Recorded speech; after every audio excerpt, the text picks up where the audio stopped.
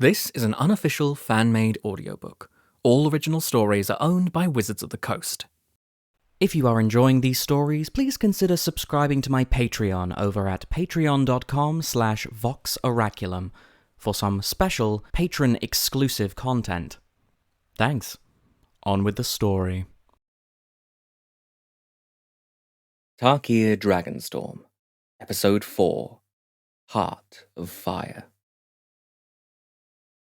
Sarkhan Vol recalled when he felt like he'd live forever, like he'd never grow old. Like if he were to fall, it would be into the arms of legend, remembered forever as a thing beautiful and fearsome as the dragons themselves. He felt old now, brittle and bitter, broken, not like a sword in war shattered by an adversary, but like an egg mouldering from the inside, decay eating through the shell. These days, Sarkhan found himself worrying he wouldn't die, that he'd instead continue eternally on as this husk, nothing but rot on the inside, all his dreams and glories turned to maggot food, like when he was under Nicol Bolas's thumb. "This one looks young enough for our purposes," came a low voice from his right. The monk, Tigam, had named himself as a loyalist. There was something in his expression and speech that suggested to Sarkhan zealot might have been a better description. Under different circumstances, in another life, Sarkhan might have burned him to ash upon first sight. But Sarkhan had seen in Tigam a grief cousin to his own. Like him, the Jeskai monk had lost something profound. "Does it?" said Sarkhan, feeling like he needed to say something. "The heart needs to be strong. Otherwise, the ritual won't work. Your sacrifice must be able to endure pain equivalent to what you've suffered over the years." And Sarkhan thought, necessity can be such a cruel thing. "This is how you fly with a dragon's wings once more," said Tigam, as though he had somehow heard Sarkhan's hesitation. Sarkhan remembered what it was like, how it had felt to have fire for blood. He recalled the sky and its vastness, flying through the star-drenched blackness of night, feeling invincible. He remembered all of it with painful clarity. He could have it back, and it could be effortless again. All he'd need to do is take the dragon's heart so he could begin mending his own. He'd done so much for them. He would do more still once restored. It seemed a fair enough bargain. "Yes," he said lowly, prowling forward through the tall, moon-coloured grass, his spear in grip. The dragon took no notice of him. It was a young specimen, newly born from the storms, clumsy, graceless, bestial. It played with the corpse of a gazelle, the way a kitten might accost a ball of yarn. Entrails fountained through the air as the dragon flung it up, but Sarkhan paid no attention to it. To his surprise, excitement began to kindle in his chest. If the dragon killed Sarkhan for his audacity, it'd still be a better end than what waited, a slow, agonizing deterioration, an old age spent weeping for death's pity. To die here? To die in battle with a dragon? Yes, that was an exit Sarkhan vastly preferred. He raised his spear infinitesimally, balancing it along a muscled shoulder. Tigam had given no indication if he planned to participate in this hunt. Too late, Sarkhan wondered if he should have asked. There was the risk now the monk might misstep, costing Sarkhan his quarry. But he would deal with that should the time arise. Now he had to focus. The dragon paid no attention to Sarkhan until he crouched 5 feet away. The wind shifted direction, carrying his scent to it.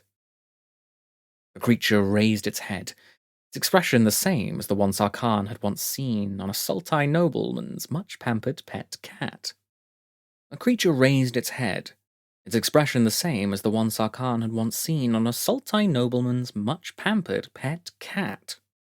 The mouth slightly ajar, nostrils flared. It sniffed the air.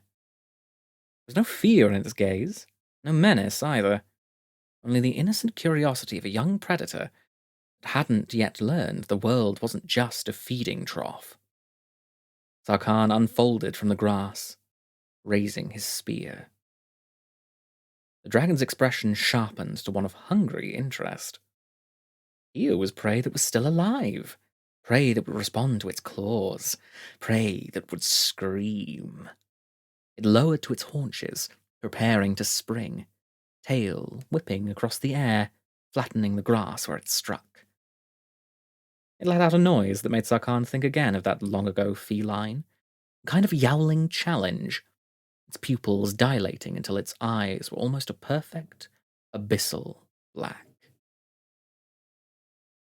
But Sarkhan Vol was too old and too desperate to be the dragon's new plaything. He leapt at the dragon, who lunged in answer. Sarkhan torqued his body at the last possible instant, away from needle-toothed jaws as they snapped closed over the air.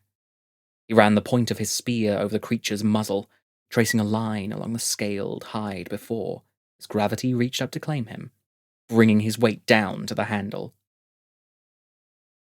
The blade sank through the dragon's cheek, and then deeper, Sarkhan kicking so momentum would carry both him and his weapon along the curve of his prey's throat, goring it open. Blood sheeted down across the grass. The dragon tumbled forward, bleating in pain, writhing and bucking, calling in a choking wail. Sarkhan might have felt sorry for the beast if he wasn't so exhilarated by his success, and if Tigam hadn't said in a low, urgent tone, "Quickly, we need the heart before it dies." Death was racing them to their prize. Already, the dragon's thrashing was beginning to lessen as more of its blood emptied over the grass, its cries quieting, thinning to gasps.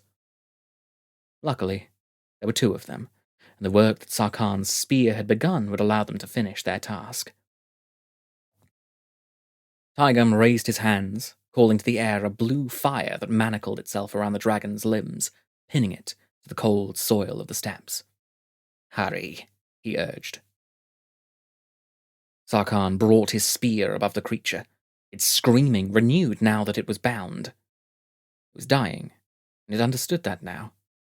It was dying, and the instrument of its death stood over it, like the farmer over his ailing bull, no longer good for anything but its meat. Almost, Sarkhan faltered. For as long as he had been alive, he had loved dragons, venerated them. His act was a blasphemy, a profaning of everything he'd once seen as holy. But he'd come so very far. Wasn't this the way of things too? The strong endured, the weak perished. The deer was sustenance for the wolf. The dragon could die to someone like him. It didn't deserve its heart. Besides, it was too late for second thoughts. If he stopped now, the dragon would die. It would be for an old man's cowardice instead of a warrior's redemption. Sarkhan told himself this as he sawed the dragon open, reaching up with both hands into its ribs and taking a hold of its massive heart. Out of sight, Tigam began to chant, and Sarkhan droned its counterpoint, the words boring through his mind as he spoke them, like insects tunneling into his brain. They itched. They made him want to dig into his skull and extricate them. Sarkhan had no concept of Jeskai magic, but even in his ignorance, he recognized the spell's corrupted nature.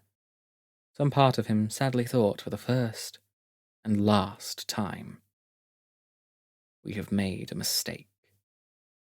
As the spell reached its crescendo, Sarkhan lowered his face into the entrails of the dragon, his nose clogged with the coppery stink of its dying, and with his hands still clasped around the creature's heart, he bit down into the organ.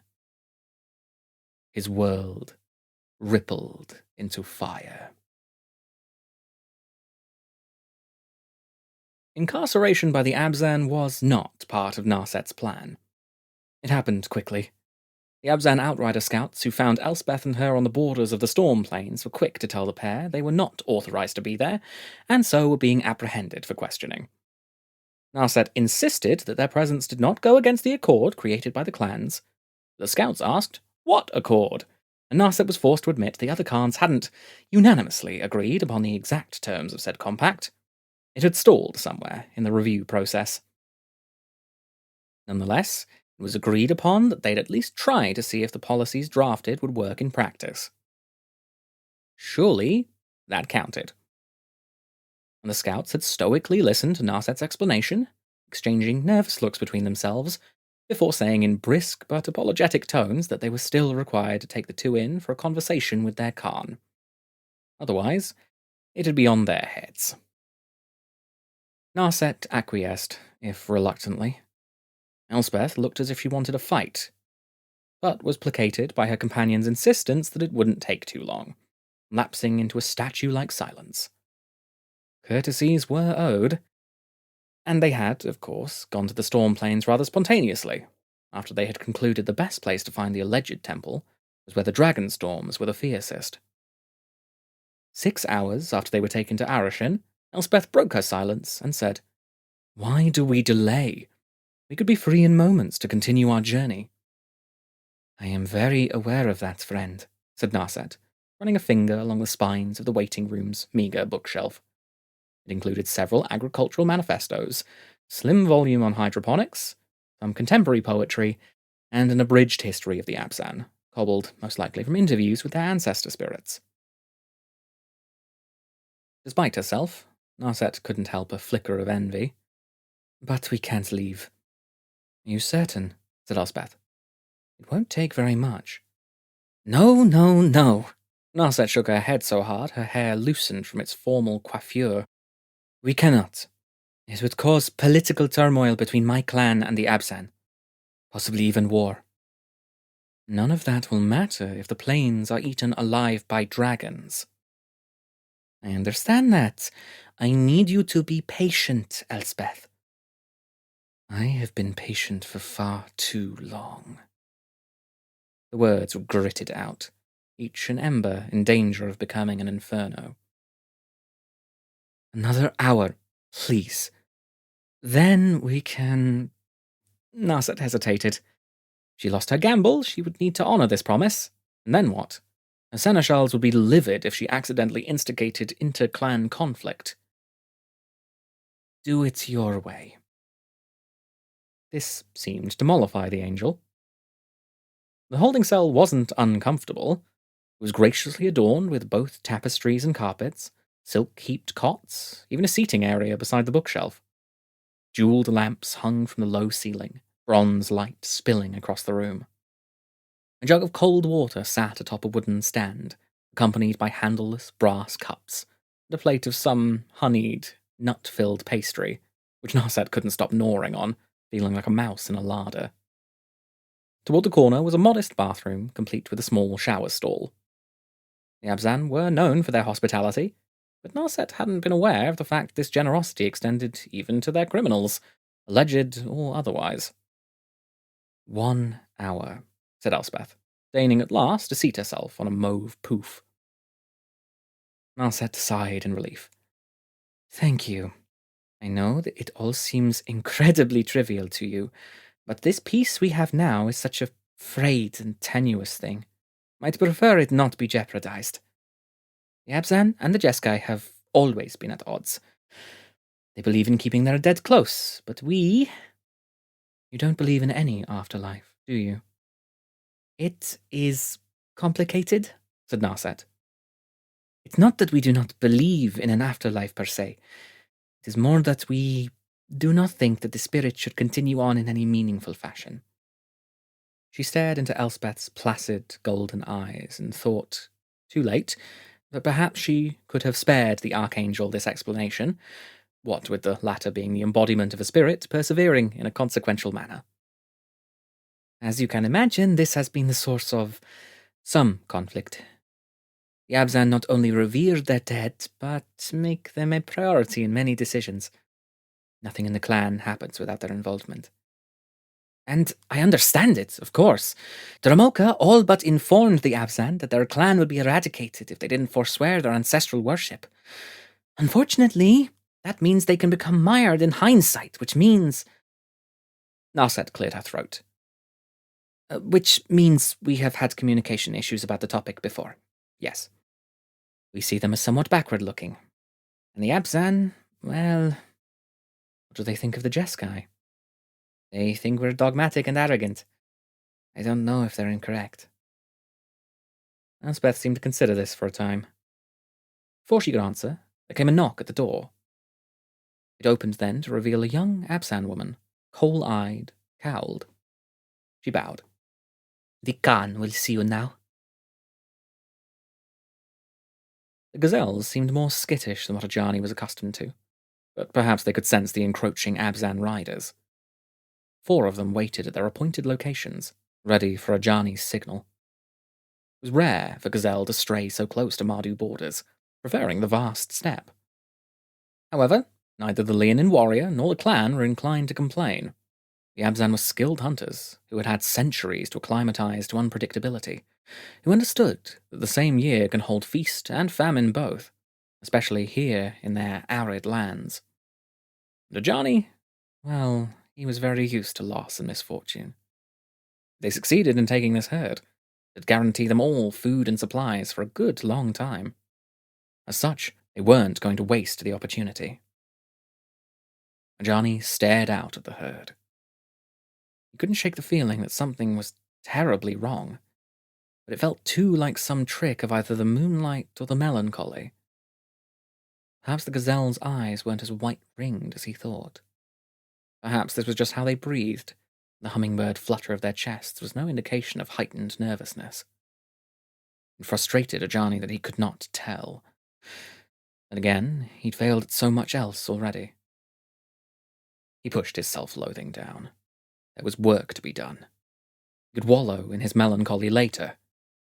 Ajani advanced another step. Once he was close enough, he would give the signal. He and the Abzan riders would chase the herd to a central point and take down as many of them as they could. It was a simple enough task. This wasn't their first collaboration.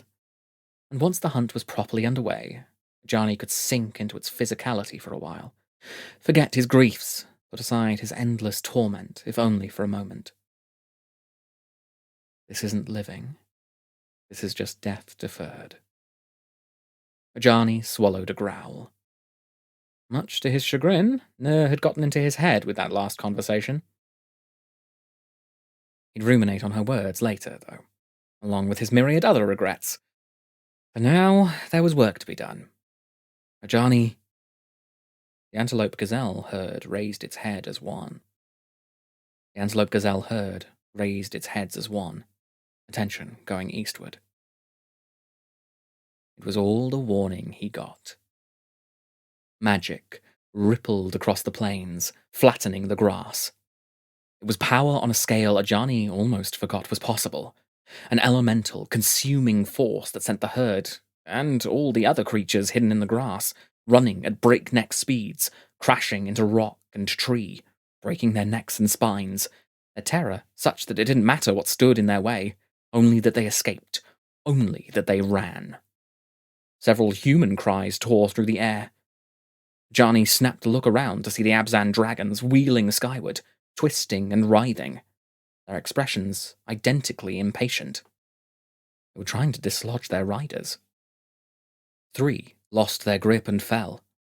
The 4th was simply bitten in half by his irritated mount. What in the... The answer rose into the horizon. A dragon of improbable size, red-scaled, triumphant, roaring as dozens of its smaller brethren rose to join it. There was something familiar about the behemoth. Ajani had seen it before, he was sure. More than that, he was certain he had lived this moment too, had seen a flight of dragons come to a man's call. Sarkhan, Ajani whispered incredulously. The dragon bellowed again, and Ajani knew at once he was right. It was Sarkhan in his dragon form. only he was much larger than Ajani recalled. It had changed somehow. If the man had embodied the bright power of dragon flame before, now he reminded Ajani of raging inferno, clinging and horrific. "What have you done?" he whispered again, and Sarkhan screamed his victory. The Abzan Khan's reception chamber was precisely as Narset remembered, too ornate. She appreciated the attention to aesthetics, but there was space here being wasted on frivolities like glassware, when there could have been shelving for books. But Felithar wasn't Narset, and Narset knew she couldn't impose her vision of the world on others, at least without their consent. Still. "It has been a long time, Khan Felithar." Narset bowed lowly. "I trust you have read the policy draft. I'm interested in your feedback for the second iteration." "I trust you have read the policy draft. I'm interested in your feedback for the second iteration." Felithar was a soldier before she was a Khan, and she dressed still in a martial manner. Rumour had it that there'd been a bit of a scandal when Felithar refused accepting the ceremonial armour that had been crafted for her, preferring the ones she'd been given prior to her promotion to this new role. She laughed brightly at Narset's words. "Way, Master, please. We've just become reacquainted after a long period apart. Surely we can wait before we discuss policies." Narset glanced at Elspeth. "There is no time." "On the contrary," said Felithar, leaning back, fingers tented over her chest. She sat in the centre of a row of thrones, hers only slightly more opulent looking than the remaining 5, each occupied by richly dressed individuals of different species and genders. Of course the Council of Houses would be here, thought Narset. "We have all the time in the world. You are here as a guest of the Abzan, and I assure you that you will be provided with all manner of luxuries, including copious amounts of time for discussion." "That isn't," said Narset, stiffening, "how time works." Felithar's smile lengthened. "Nonetheless." Ah, thought Narset. Felithar expected Narset to behave like the politician she was supposed to be. It was a perfectly reasonable, perfectly logical explanation. It still made Narset want to scream.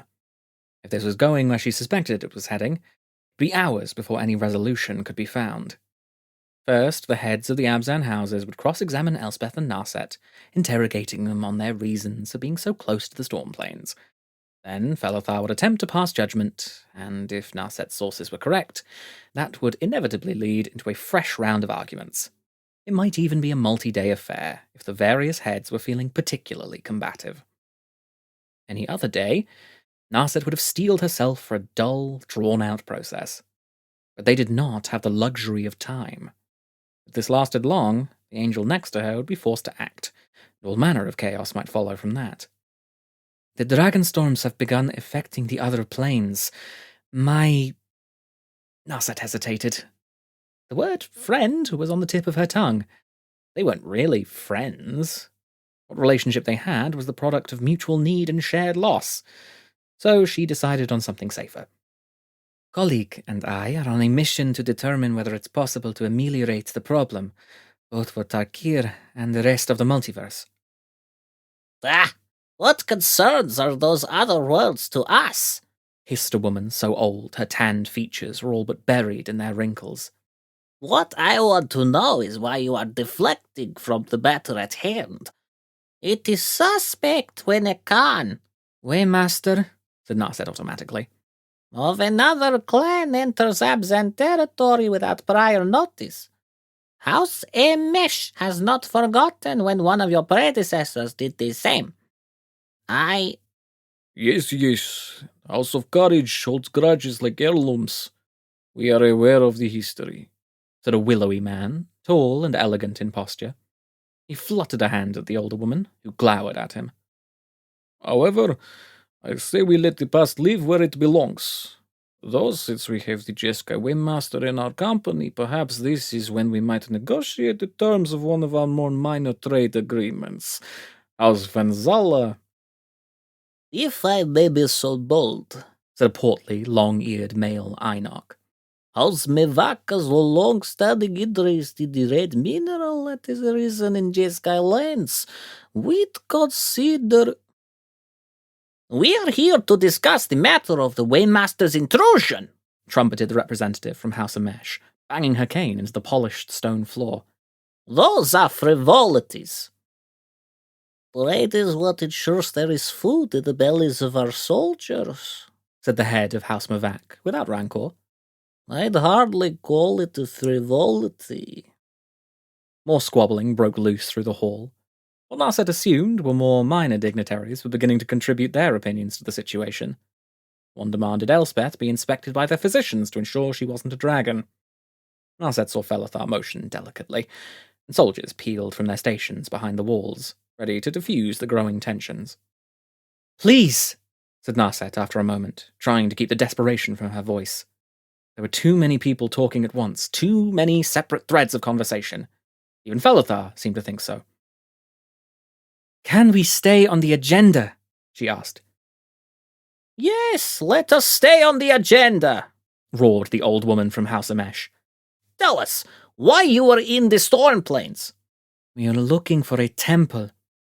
I don't know if we actually set an agenda, said a soft-faced girl who looked entirely too young to belong to the council. Narset knew she was only elected as the representative because her grandfather, the true head of House Gudal, was deathly ill. A temple, said a genie woman. She wore the heraldry of House Zanhar. Her eyes narrowed as she asked, What temple are you talking about? I do not know for sure, but we were told by a voice in the crucible of the spirit dragon that there was a temple we needed to find in the Dragonstorms. Our assumption was that it'd be in the Storm Plains. But why the Storm Plains? said the genie woman. The Dragonstorms happen everywhere on Tarkir. A voice in the crucible, said the soft-faced girl, some of the anxiety falling from her expression. There may be historical precedent for this.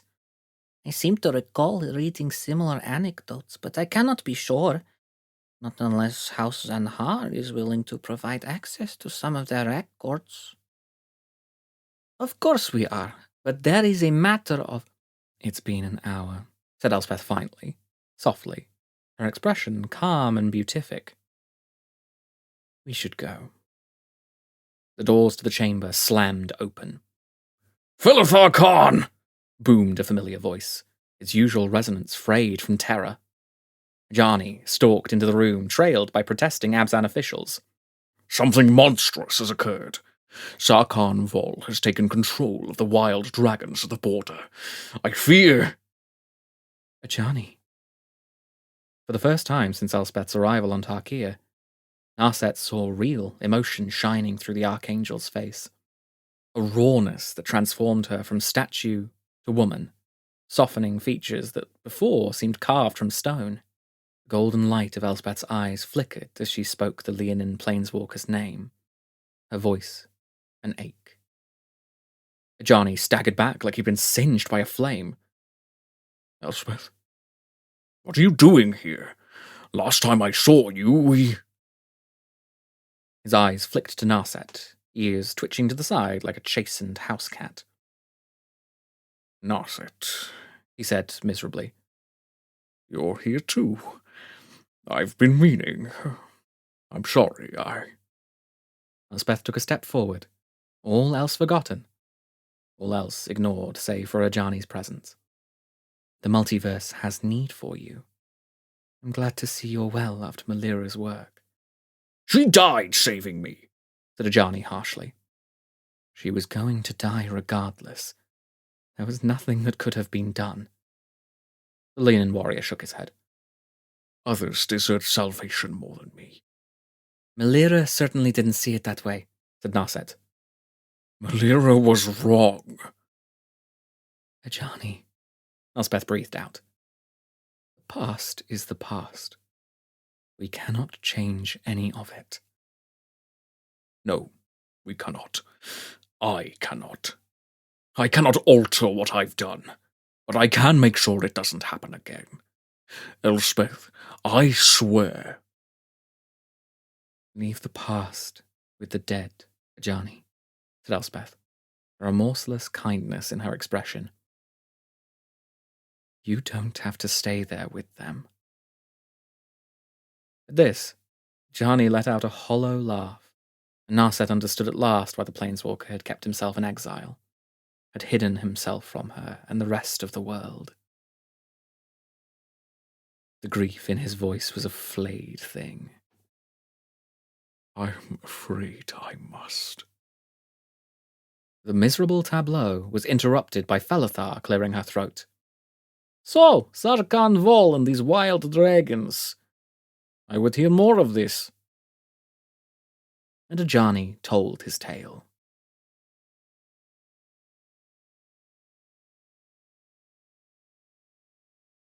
A special thanks to all of my patrons, especially Owen Griffin. Thanks for watching and for your continued support.